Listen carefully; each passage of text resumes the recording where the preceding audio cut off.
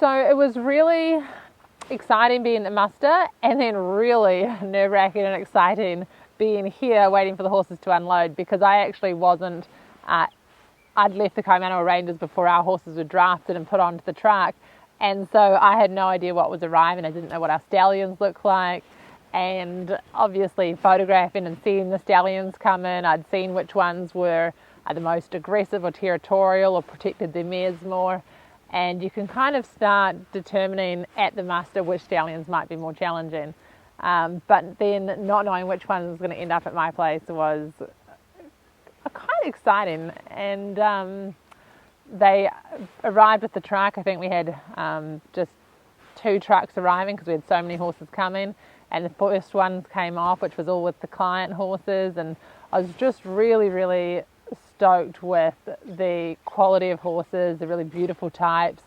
We were expecting 5 juvenile colts, and obviously they'd run out of colts at the muster, and then we ended up with only fillies and mares. So that was not quite planned, but all my clients were super flexible. So the second truck was filled with some mature mares, and then obviously our 6 stallions. So there's 3 bays in each truck. I think we had 3 or 4 mares on the first bay, and then 3 stallions on the next bay, and another 3 stallions behind.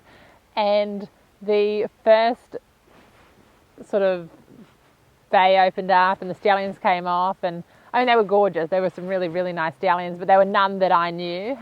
They were all from zone 20, so not very well documented. And then the next stallions came off, and I think 2 of them I'd previously photographed in the wild. One was a grey stallion that had been drafted to Amanda for the Stallion Challenge, and then the other one was Conquistador, and he actually wasn't a stallion that had ever stood out to me in the wild. I'd photographed him a couple of times, and I'd obviously seen him at the muster, and he was one of the biggest stallions at the muster, but hadn't really stood out, and so I didn't really know him or had a personal connection to him, which obviously has grown, and I love him now.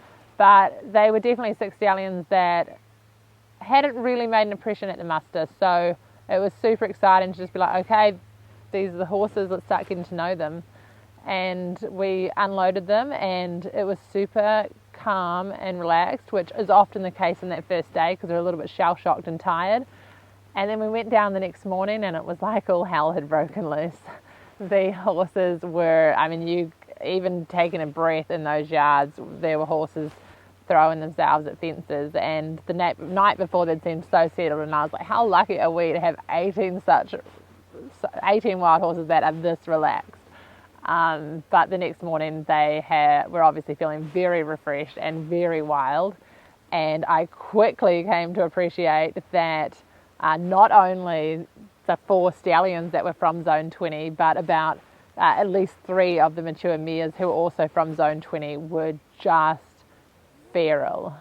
Even seeing us approaching the yards, walking between the race between yards was enough to make them panic and sort of start fretting. So one of the most exciting things about taking a wild Kaimanawa out is getting to see what horse you've been allocated. We don't get to pick what horse we've got, we just have one chosen for us depending on what we've applied for. Now the whole muster process is tricky because I don't agree with taking horses from the wild to domestication. In a perfect world, they should stay in the wild. I struggled with that for a number of years, the guilt I felt about removing an animal from the wild where they've got so much freedom, they've got their family units and everything, and then putting them on stock trucks, breaking up their families and dropping them off into domestications where they have to live behind fences and they've got a completely new way of life. And I came to the realisation, and I've kind of accepted it, because it's just making the best of a bad situation.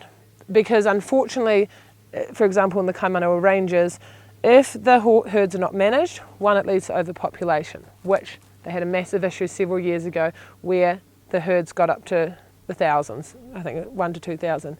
Horses were starving. They were starting to venture out to the roads. They were getting hit by cars. They were super unhealthy with mineral deficiencies, etc. So one, it affects the health of the horse because they can't sustain themselves on such little resources. And 2, it starts to affect the ecosystems. There's very fragile plants in the Kaimanawa Ranges which, if not protected, start to become endangered and extinct. So it's not an ideal situation.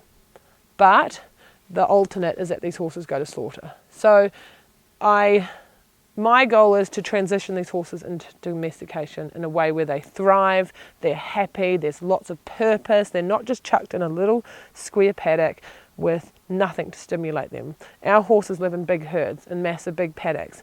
They don't wear covers most of the time. They roll and buck and fight each other. When we go on adventures, we take them up the farm and through the bush, we take them to the beach and we ride them bareback. And although they're trained and there's work, it's a very much work hard, play hard.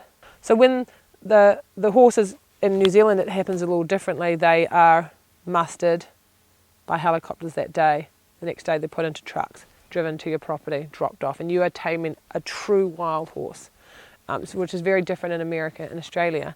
And I wasn't here during the unloading process, I was away teaching, but I came back to meet my gorgeous grey stallion Portos, who is just lovely. He's a really big, chunky 14-2. He's about 6 years old, based off the database, which Kelly's been doing for the last few years to document, where the horses live and what part of the Kaimanawa ranges and who their family band is, etc. And so for me, my first interactions with them were just looking through the railing and just we fed them, we made sure they had water, but very much we didn't go in and didn't work with them because of course they're super overwhelmed, they're exhausted, they've had pretty traumatic ordeal of having their families broken up, etc. And so we just let them settle and we just give them a break. And our training consists of us just standing outside the yard as far away as needed until they can kind of be relaxed in our presence. And it wouldn't be very fair to go in at that stage and to be working with them. They just need to relax. They need to know that they've got other horses around as security and know that humans are just a neutral thing. We just move to and fro, but we're not asking anything of them or putting pressure on them in any way. A lot of the young mares were out in the paddock within the first day or two, and very soon the stallions were starting to go out into a big paddock. Once they understand, what a fence is, it becomes easy, and we can start putting them back into herds, and they can start creating new family units. Because what's super important to understand is that in the wild, whilst they sometimes have family units for life, a lot of the time they are interchanging within bands. So mares get stolen all the time. Stallions can have a band of 8 mares that they look after in foals, and then another stallion can come in and kick them out, and now they're on their own and they have to join the bachelor boys. So they are used to changing families all the time. They're used to in the wild having girlfriends robbed off them and foals stolen off them and fighting pretty epic fights trying to protect their mares and stuff. And so here they still have that sense of family. They've got horses around them. They're in with other horses. They can still behave in normal ways, and we really don't want to take that away from them. We don't want to put them in a single yard, not let them interact, not let them scratch and groom each other and have those same behaviours that they have in the wild. And then ultimately, once we've got halters on them and they can lead and they can be caught, they'll go out in big paddocks with our show jumpers or with other Kaimanawas, and they'll integrate and they'll have a kind of nice balance between, they can still have their wild at heart, go off bush and not see them for a few days and get them, be fat and fluffy and just be wild, and then other days come in and work, etc. That first week was really challenging to keep the horses safe, to keep ourselves safe, not even entering the yard, because some of them we weren't entering the yards at all, but to be able to get close enough to top up their food and water from the gateway or from outside the yard was initially a challenge. And it was almost to the point where I considered delaying my wild Kaimanawa workshop just because they were so skittish, and the thought of having an extra 6 or 8 people around while these horses were settling was just overwhelming. So I'd already had my stallion interns there, and the horses were sort of used to 3 or 4 of us working, and even that was a struggle. But by the time the workshop arrived, the day before, the horses had just had a couple of days of calm, and it just went like clockwork. They were super relaxed, but they really did need that 5-day transition time just to take the edge off them and to be able to get them to the point where we could walk through the yards without them panicking. So the second day after the muster, we finally had some of our horses settled. The stallions, I think, were sort of relaxed. No, they weren't, but they were more relaxed than when they had arrived. And then we got a phone call from KHH, Kaimanawa Heritage Horses, saying that there was a mare that looked like it needed to be uplifted because the trainer that was working with her thought she was too wild for the client. And so we went over and had a look at the mare. She arrived in a stock truck, and honestly, all hell broke loose. We had thought we were doing so well. The stallions were calm. We'd kind of got a handle on the 17 horses that we currently had in our yards. And then this mare arrived, and we'd had the yard set up that she could unload, and then she'd end up being in a small yard at the end of the race and just give her time to settle for a few minutes, and then we were going to open up the race and put her in with another horse. But she was just distressed. She was throwing herself at fences, trying to jump out over and over and over again with no stimulation. At this point we were standing, well back by the stock truck where she'd been delivered, and the plan to put her with another horse was actually made impossible because we couldn't approach the yard enough to get near the gate to open it. I dropped in Bargable, they tried that. Were you filming that? Sort of, but then I panicked and turned it off. So it's a stallion in the round yard, the grey's a stallion, this is a stallion. Yeah, and there's three out the back in the wooden yards. Oh, these stallions too, are they? She's got a bit of an udder. Yeah, she weaned a foal. Oh, she weaned a foal. Yeah. Well, there's not many of the mares that don't have foals on them, is it? No. And now, 2-year-olds are having foals.